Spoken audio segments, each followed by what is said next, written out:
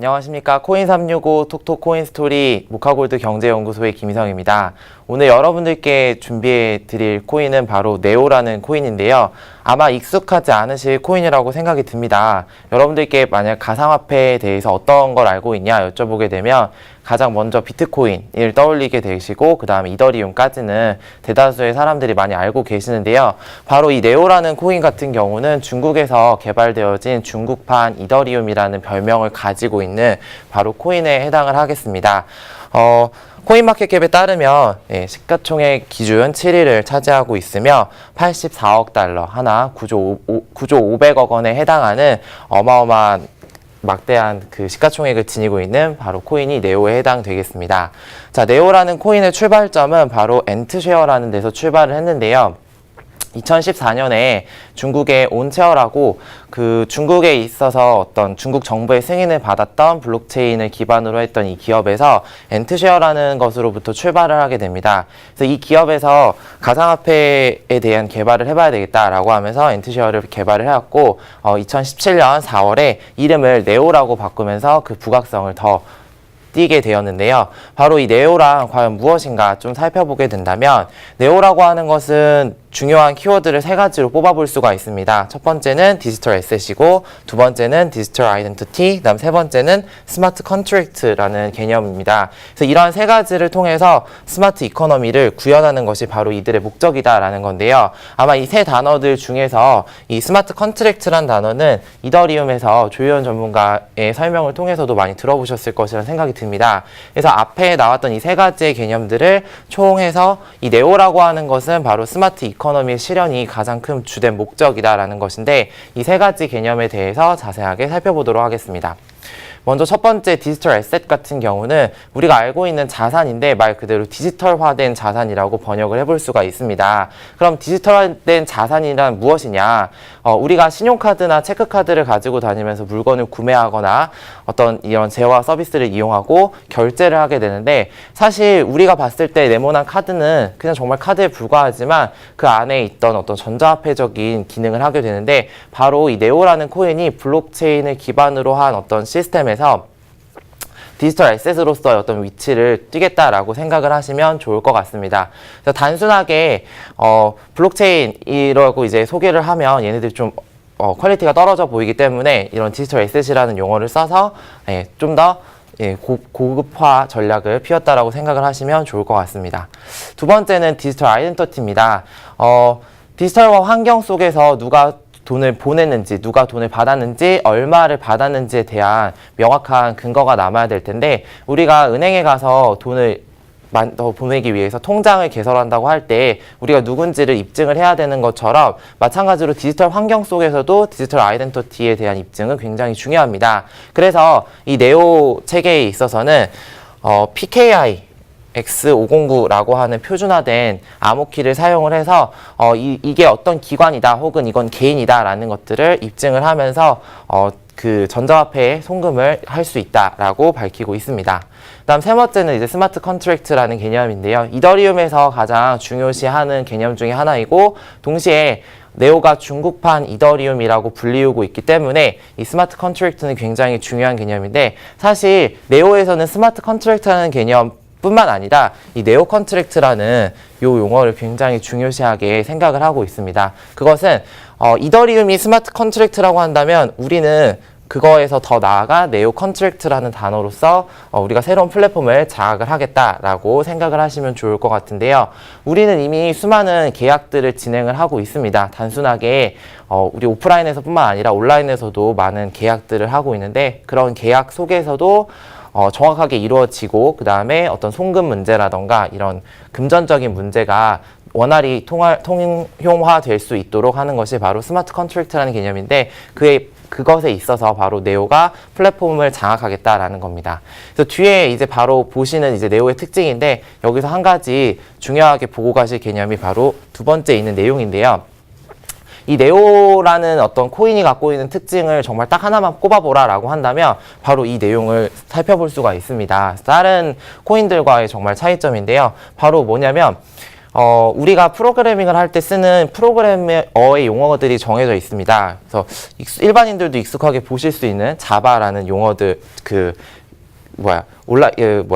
프로그래밍 언어, 그 다음에 뭐 C# 뭐 이런 것들을 살펴보실 수가 있는데, 일반적으로 이더리움에서 뭔가를 프로그래밍하기 위해서는 그들이 쓰는 언어, 솔리드2라는 다른 언어를 공부를 해서 그 패턴에 맞춰서 입력을 해야 되는데, 이 네오라는 플랫폼 안에서는 그런 이더리움처럼 딱 하나를 고집하는 것이 아니라 너네가 이미 개발자들 쓰고 있는 언어 다양하게 써도 돼. 그러니까 우리 플랫폼 안에서 앱을 만들어서 많이 공표해 라고 얘기를 하고 있습니다. 그래서 이런 식으로 언어가 통용화가 되어 있고 다양한 언어들을 사용할 수 있기 때문에 이 스마트 컨트랙트를 구현하는 데 있어서 네오가 선발주자로서 나아갈 수 있다라고 그들은 이야기를 하고 있습니다.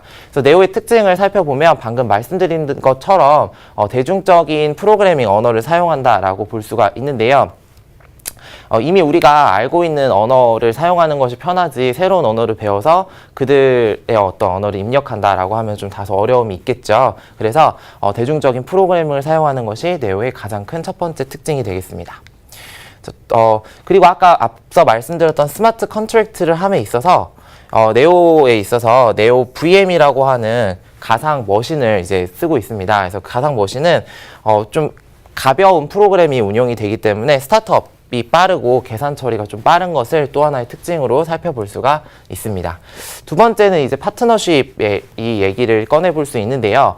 여기 있는 알리바바 그리고 마이크로소프트 같은 경우는 시청자 여러분들께서도 한 번쯤 들어보시고 이미 컴퓨터를 통해서도 많이 접하시고 계시는 프로그램을 만드는 개발사라고 볼 수 있는데요.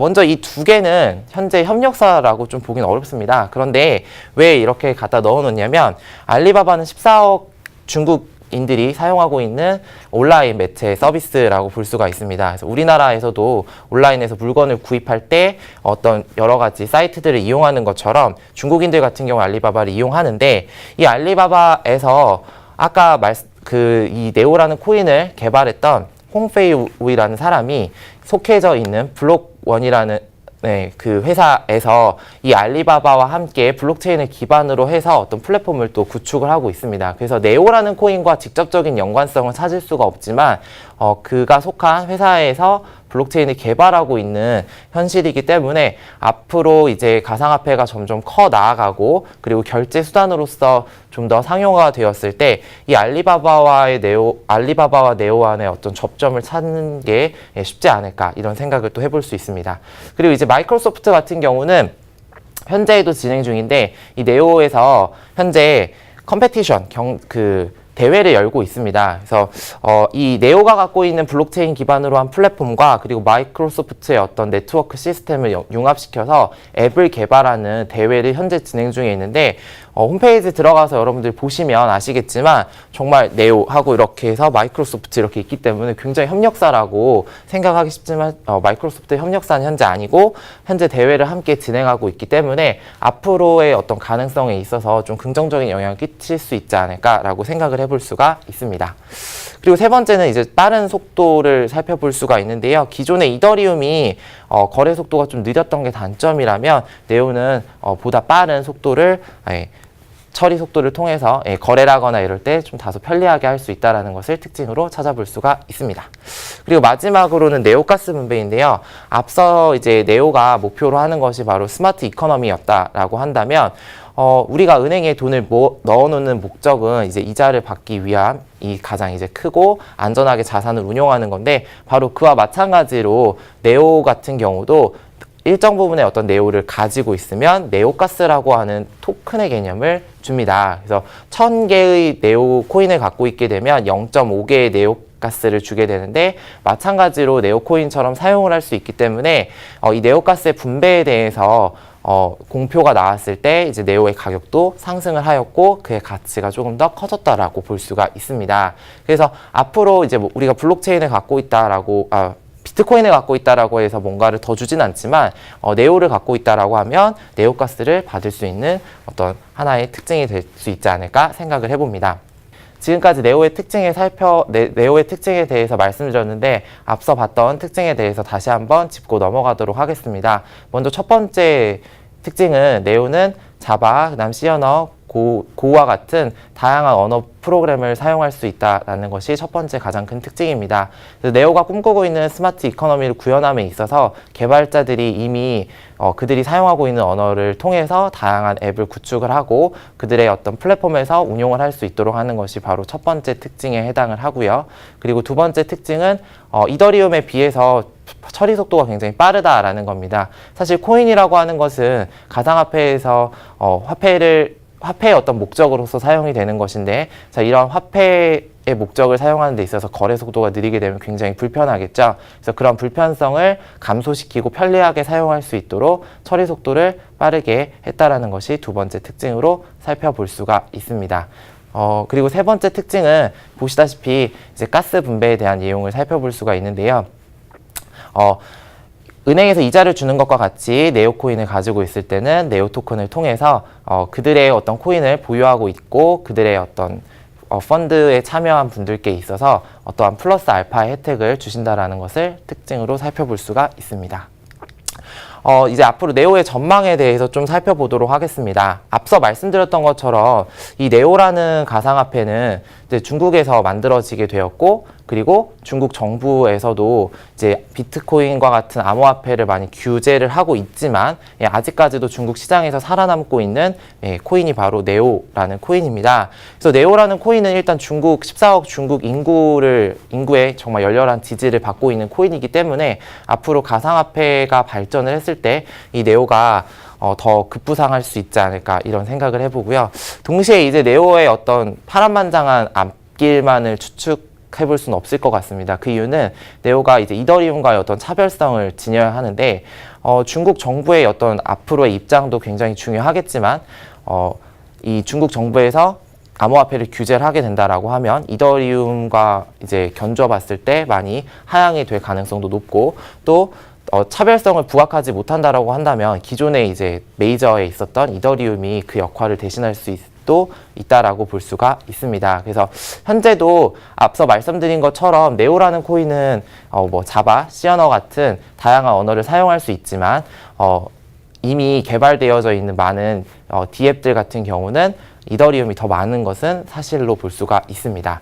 그래서 네오의 전망과 관련돼서 이제 기사를 좀 준비를 해봤는데요. 첫 번째는 이제 중국 내에 있어서의 합법화된 코인이 될 가능성이 바로 있는가라는 어떤 내용의 기사였습니다. 그래서 일단 중국인들 같은 경우는 본인들이 만들고 본인들이 개발하고 했던 이 네오라는 코인에 대한 로열티는 상당히 높다라고 볼 수가 있는데요. 비트코인이나 이더리움은 좀 규제를 할 수 있을지언정 본인네들이 만든 네오는 좀 인정을 해줄 수 있지 않은가라는 어떤 가능성에 관련된 기사였고요. 두 번째 있는 기사에 보시다시피 네오의 축제가 열린다라고 하는 것처럼 네오는 이제 1월에 실제로 미국에서 컨퍼런스를 한번 가졌습니다. 그래서 지속적으로 이제 마이크로소프트와 함께 네오는 다양한 행사를 열고 있는데, 이런 행사들에서 개발자들이 함께 모여서 이야기를 나누고 앞으로 네오 코인이 나아갈 방향성에 대해서 논의를 하면서 다양한 소프트웨어와 접목을 시켜서 네오가 더 가상화폐계에서 두각을 드러낼 수 있도록 많은 지원을 하고 있습니다. 여러분들께 오늘 소개해드렸던 코인은 네오에 해당을 하고요. 앞으로 중국 시장에서 이 네오라는 코인이 좀 더 활발해질 수 있는지, 그리고 전체 시장에서 또 코인의 어떤 우두머리에 설 수 있게 되는지 앞으로의 기추가 매우 궁금해집니다. 네, 오늘 네오에 대해서 소개를 해드렸고요. 다음 시간에는 더 좋은 코인으로 찾아뵙도록 하겠습니다. 시청해주셔서 감사합니다.